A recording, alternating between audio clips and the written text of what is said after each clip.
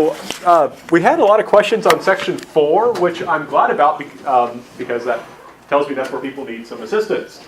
So we had this question on question 14, in what way did the Dominicans, Franciscans, and Jesuits, remember those are different kinds of Catholic missionary orders. So they're all Catholic, but you can almost think of them as different denominations within Catholicism because they argue all the time. How did they come into conflict with each other? And that was in the context of this question about the rights controversy. So we first have to talk about what the rights controversy was. But remember, in Chinese religion or culture, and how you define it's very important, there was this belief that you should offer incense and sometimes meat and wine in front of tablets with your ancestors' names on them, right? And this was common practice, and this was encouraged because it encouraged this virtue of filial piety, the love, honor, and respect you owe your parents and other ancestors. And so there's this problem here because I said religion and culture. Well, which is it? Is this religious or is this cultural? And that's a big deal because if it's religious, if you're a Christian, you probably shouldn't do it, right? Because you're offering food and wine to the spirits of your ancestors. And if it's cultural, then it's okay, right? It's just like bowing to someone, right? Like I can bow to someone, that doesn't mean I'm worshiping them. And what happened was these different groups took different perspectives. The Jesuits, remember, they were like people like Matteo Ricci who worked among the elite in Chinese society. They worked among the most literate, most cultured people. And those people said, oh yeah, the ancestor rights, those are just showing respect. They're not religious at all. So the Jesuits said, these are cultural, they're okay. The Dominicans and Franciscans talked to the common people. And they said, well, what goes on? And the common people said, oh yeah, the ancestors come down and they eat the spiritual nature of the food and wine. And if they don't eat that, then they have really terrible afterlives because they become starving, wandering ghosts. So the Dominicans and Franciscans looked at this and said, oh, this is clearly religious. We shouldn't do it, right? We shouldn't do it. So that was the fundamental issue, right? They're coming in conflict with each other about this rights controversy, about these rituals. And there's this question, right? Are these religious? Are these cultural? What's going on during these rituals? And the one that wins out is the Dominican Franciscan view, that these are religious, and then so the Catholic Church will prohibit Chinese Catholics from participating in these rituals. What were the characteristics of anti-Catholic persecution in China? That's the next one. So initially, Matteo Ricci had gotten an edict from the Chinese emperor saying that Catholicism was a good religion and it was okay to practice it. Because of the rights controversy, because the Catholic Church went ahead and prohibited those rituals, the Chinese emperor says, well, I don't like being told what to do. I don't like it when my subjects are told what to do by this foreigner, the Pope. So I'm going to make Catholicism illegal. Right? But what's really weird is that Catholicism was persecuted while it was supposed to be legally tolerated. And it was tolerated while it was supposed to legally be persecuted, right? And this isn't a case of hypocrisy. This is a case of the Chinese government being very practical and flexible. As long as Catholics were quiet and didn't cause trouble and paid their taxes, they were allowed to practice their religion secretly, right? As long as they didn't cause issues, right? So they couldn't worship publicly. They couldn't build churches that were clearly churches anymore. But if they were quiet, they would be ignored, right? So it's this kind of curious situation. And I gave you that example where, remember, the government did discover some Catholics said, oh, I guess we got to deal with these people. And like they were told, you have to step on a cross. If you step on a cross, we'll let you go. And some of them did, but one guy refused to do so. So they picked him up and made him step on the cross and then let him go. Right? Even though he clearly was still a Catholic. They just said, we don't want to mess with this. So Catholicism will survive, though it will not thrive during this time period. What is the importance of Matteo Ricci's true meaning of the Lord of Heaven for Catholicism in Korea? So Matteo Ricci, with the help of some Chinese Catholics such as Paul Zhu Guangqi, a guy that we'll talk more about later, wrote this book called The True Meaning of the Lord of Heaven, in which they explain Catholicism in Confucian terms. Right? They present God as the Lord of Heaven, and try and explain how God wants you to be moral, and it happens to be that morality is Confucian morality, and that God will help you be moral.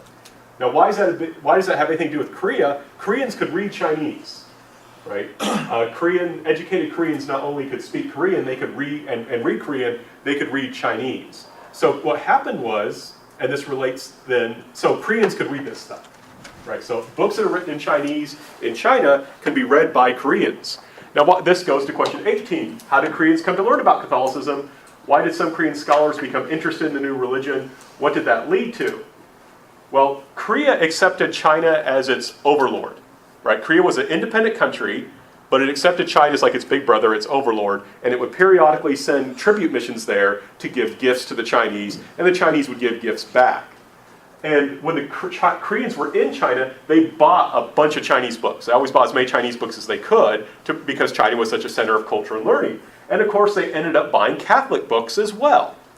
And what happened was, for a long, long time, actually over a century, Koreans didn't care about Catholicism. They said, this is silly, this makes no sense.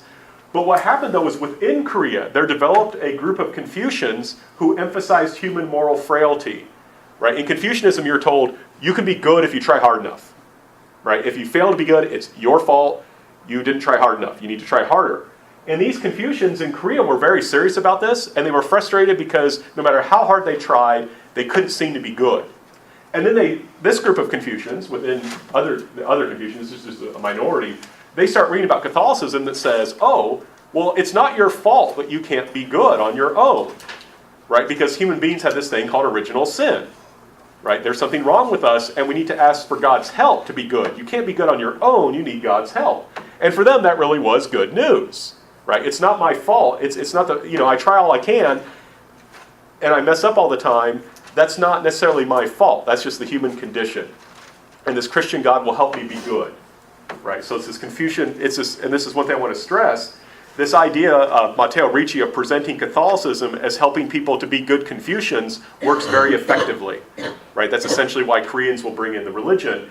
And what happens is this guy, Peter Isung-hoon, he's not named Peter, it's just Isung-hoon. He will go to Beijing on one of these tribute missions, get baptized, return to Korea, and start baptizing people. So that when the first missionary shows up in Korea, a Chinese priest named Father James Jo Wei Mei, there will already be several thousand Catholic Christians in Korea. Right? So this is kind of a very unique story. Right? The Koreans don't wait for missionaries to come to their country. When the first missionary does come, there's already quite a few Catholics. What social changes might occur because of Catholicism in Korea? Why? So, as I mentioned, you have this Chinese priest will come, Father James Jo Wei Mei, and he will actually work very closely with this woman, Klumba Kangwon-suk. She will be a leader of the women in, like women who want to live as virgins or as widows who don't want to remarry and so forth. She'll form like a community of women, almost kind of like a convent. And what's interesting, she has very high social status. I won't go into the details how this works. And because she has high social status, the government can't come into her house. Right? If you're really, really powerful, if you're from a high social status and you're a woman, government officials cannot come in your house. So she hid the priest in her house. And so she became a very important leader, not just for the women, but for all Catholics, because she controlled access to this priest, Father James Jo Wei Mei. And his Korean was never very good, and she acted as his translator. And that points to these social changes. There were increasing leaderships for women, leadership positions for women opening up. Christianity, especially, particularly Catholicism in this case, Protestantism will come later, we'll talk about that in section 7. It emphasizes a kind of spiritual equality, not necessarily social or political equality, but there's this idea of spiritual equality that everyone is called to be moral in a very similar way. And that kind of cleared the room for people like Klumba Kangwon-suk to become leaders. Remember, we watched the video clip where some Korean Catholics decided to free their slaves. They said, this doesn't make sense for me to say I own another person if we're all supposed to be equal. And also, the third, so that was one example, was greater opportunities for women. The second was this Catholic freeing of slaves. The third was Korea was very strict in terms of hierarchy. Right? They're very, very strict in terms of hierarchy. And people, even if they weren't slaves, if they were like a lower group, like butchers, they were looked down upon and criticized and mocked, and people talked down to them. And so in Catholicism, those people were treated better. Right? There was this idea, well, even though they have a lowly position in society, they still, God still loves them, Jesus still died for them, and so forth. And I mentioned the example, one butcher is recorded as saying, there are two heavens, right? The heaven within this community of Catholics because they treat me like a human being, and then the heaven that we go to after we die. Right? So this is very striking to him. But those would be the three social changes that occur. One thing I want to stress, remember, Koreans there wasn't really like an issue of racism in Korea at this time period, because when they enslaved people, they enslaved other Koreans, right? So when they're freeing slaves, these are Koreans freeing Koreans. It's very different from like American-style slavery. It's not race-based. Why were Catholics persecuted in Korea? Well, they rejected traditional morality because they did not perform ancestor rites. Right? Remember, they did not engage in ancestor rites. They were not supposed to do that. They didn't. So the government, now they insisted, they said, we still believe in filial piety. Right? They said, we still believe we should love, honor, and respect our parents, but we're just going to do it in a different way. The government didn't care because it said, it doesn't matter what you believe, you should perform the rituals because they help you be good. Right? So the Confucian government didn't actually care what you believed about the rituals. You could believe whatever you want about them, but you should still do them because they believe these rituals actually make you be good. It's actually similar in some ways to the Catholic idea of sacraments. Right? In Catholicism, sacraments give you grace, they help you be a good person. Here, the ritual helps you to develop your virtue. So this is a problem. So what's also a problem is that the government said people who don't love, honor, and respect their parents probably won't obey the government. Right? The king is like the father to the country, and if you don't perform ancestor rites to pay respects to your father and your grandfather and of course your grandparents, you must be a bad person. You're probably disloyal. Right? So if you can't love, honor, and respect your parents, how could you ever be loyal to the king, right? This is a hierarchical society. If you reject one form of hierarchy, you probably reject the other form. So Catholics were seen as rebels, and this is how they're presented in Korean documents. They're usually treated as rebels. They're said, oh, these Catholics are a bunch of rebels, we need to get rid of them. And it also didn't help that Catholics were doing things like bringing in foreign priests, right? They'll have a couple of Chinese priests come in, but then later on they'll be bringing in French priests. So this makes Catholics dangerous. They seem to be immoral, and that immorality seems to make them be rebels, and then they're connected with these foreigners. We don't want foreigners running around our country, especially later on when they start colonizing, imperializing. Remember, the priest from Boxers and Saints was French, right? And that was connected to empire. It was the same in some degree in Korea. In what way did Pierre Mauban and Andrew Kim Dae-gun share in a tradition of martyrdom? So one thing I want us to kind of understand, and a big part of this class, is the global connections. So I had this slide, and it just says Holy Year of Widespread Benefit. And remember, this was like a Saint of the Day book, right? So this was a book that was written in Chinese, drawing on the stories of European saints, right? So this is one of the books that were written by Chinese missionaries in China, but it's focusing on European saints. But here you can see that there's the Chinese, there's the Korean. This book also came into Korea. So Koreans were reading this book, and this is how they learned, this is what you do, this is how you die as a martyr, right? The government tries to force you to give up your religion, this is how you should respond, right? This is how you should be willing to die as a martyr. Father Pierre Mauban then also came to Korea, and he was executed in 1839 along with two other priests. And what's key about Pierre Mauban to kind of think about, he surrendered himself, right? He was told by his bishop, give yourself up, the government's persecuting the Catholics because of us. If we give ourselves up, then they will stop persecuting the Catholics. And they specifically referred to Jesus' line about how the good shepherd lays down his life for the sheep, right? So they understood themselves in this way. So they all did that, all the priests surrendered themselves and were executed. And so this is building up a tradition of martyrdom in Korea, right? Koreans are reading about martyrdom, and then they're having examples of it shown to them directly, right? They're having examples shown to them directly.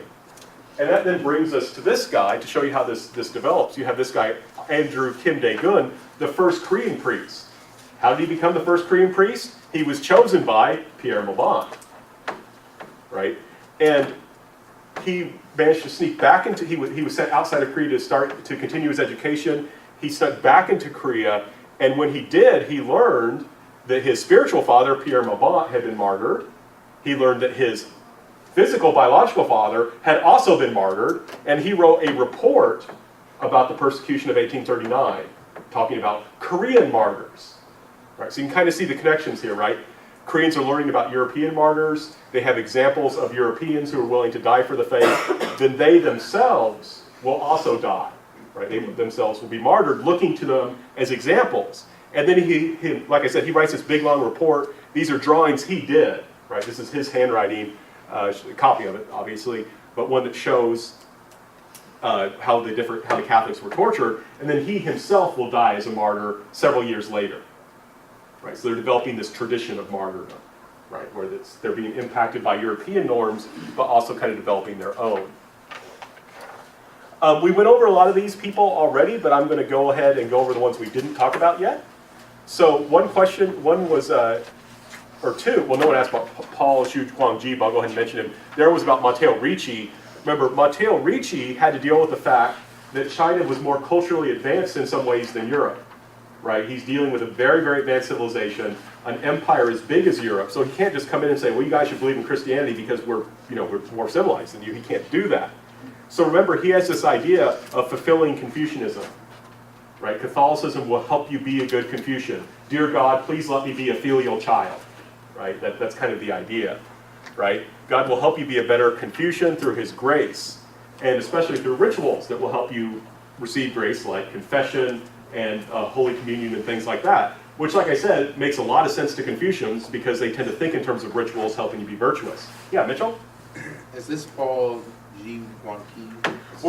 Right now I'm talking about Matteo Ricci. I'll come to Paul in just a second. Okay. Ricci also had this idea that he could use the advanced Western science and technology. One area where the Westerners were more advanced was their mathematics, their astronomy, and so forth. And he also used that as a way to attract Chinese people to Christianity. We Christians understand how the stars and the heavens work.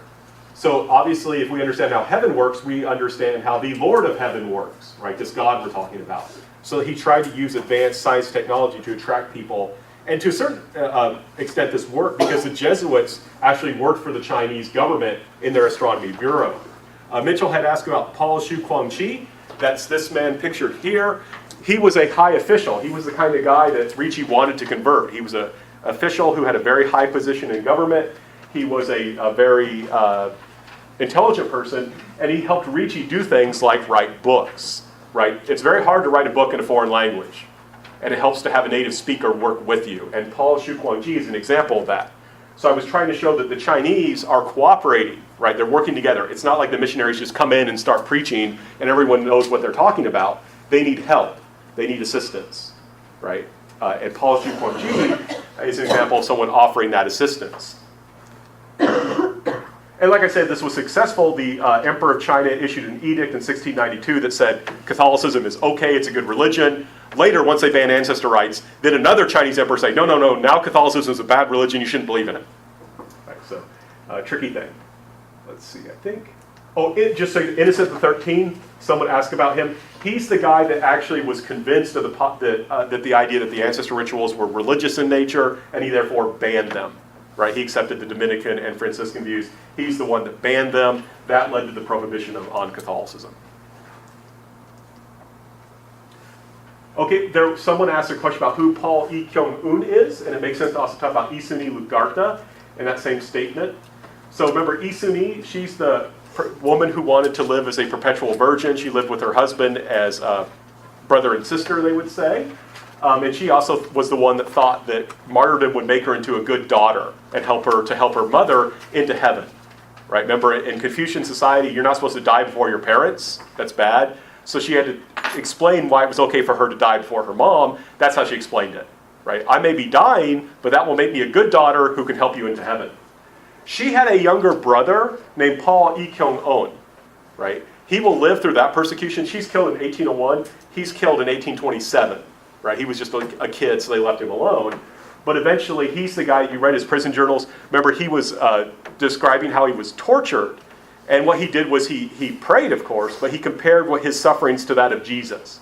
Right? And he said, Jesus had to walk up Golgotha carrying the cross, and no one helped him, but all these people are helping me. Isn't God wonderful? See how he's blessed me. Right? That's how he made sense of his suffering. Right, there was Suni talking to, I just included that because it showed the great love they had for each other.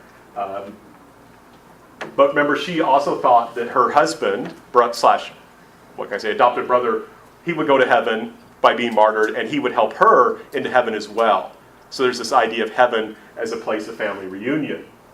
Right, and this is an excerpt from her letter. Right, this is stuff that was all in the readings, where she talks about how heaven is a place of family reunion. Right, we'll all be back if we all die together, we will all go to heaven together. All right, so that then brings us to section 5. And we had a question here. Remember at the very beginning, I asked, why this question, whatever happened to Catholic England, right? And this was related to a video clip. And what I wanted us to understand about England that made things so complex is in England there was massive popular support for Catholicism and a lot of opposition to Catholicism, which is why we have so much conflict, right? If Catholicism would have been 100% supported, no one would have become Protestant, wouldn't be an issue. If Catholicism had been very weak, like in parts of Germany where the Lutheran Reformation took place, wouldn't have had much conflict, wouldn't have an issue. But in England, Catholicism was both very popular, but also had a lot of opposition to it. And that's why we have a lot of conflict, right? And we can see that in what's called the, someone had a question about 8, what was the Pilgrimage of Grace? What caused it? The Pilgrimage of Grace was a pro-Catholic rebellion. Henry VIII had dissolved the monasteries and had passed the Act of Supremacy, saying that he was head of the church in England, right? He broke from the Pope, and this led to a pro-Catholic rebellion, right? So this, like I said, Catholicism has enough support that people rebel in favor of it. And then we have kind of the opposite too, as we can see in this question. What is Fox's Book of Martyrs? Why is it significant? Someone asked that. They didn't ask number 12, but number 12 is key to understanding 13. So I'm going to answer number 12 first. How did Mary become queen? What religious policies did she follow? Remember, Mary's half-brother Edward VI, because I have talked about him too. Remember, he was a radical Protestant. He wanted to make England Protestant in terms of like Calvinism, right? He wanted to make it look like John Calvin's Geneva. He wanted this thoroughgoing Protestantization of England. He was willing to execute people, including Protestants who disagreed with him. He got rid of the Mass, had images destroyed, things like that. He wanted to go all the way, make England into something like what you had in continental Europe, especially in Calvin's Geneva. However, he dies young, leading his half-sister Mary to become queen.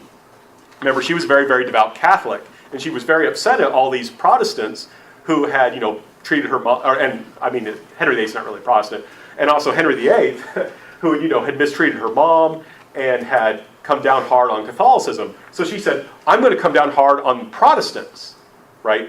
And she's going to be extraordinarily violent in her religious policies, right? Not only will she execute Protestant leaders like Thomas Cranmer, I gave the example of her, or we had a couple examples in that video in class. She had the blind girl executed who had her dad, or who bought a Bible and paid people to read her the Bible, right? And that's pretty harsh, right?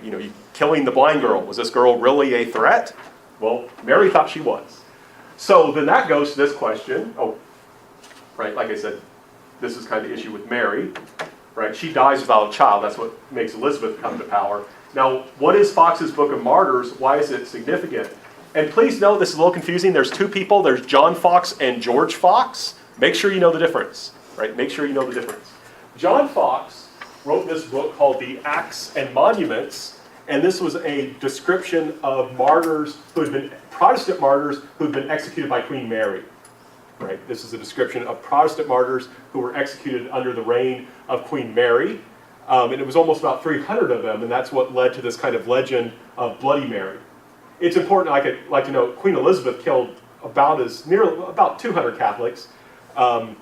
She isn't known as Bloody Bess, though, which is kind of interesting. And one of the key differences is because this book came into existence. Right? That's one reason Mary gets this kind of critique, is because she has a book written about her. But like I said, she was pretty extreme in her religious policy. So John Fox's Acts and Monuments is a book that commemorates the Protestant martyrs who died under Queen Mary.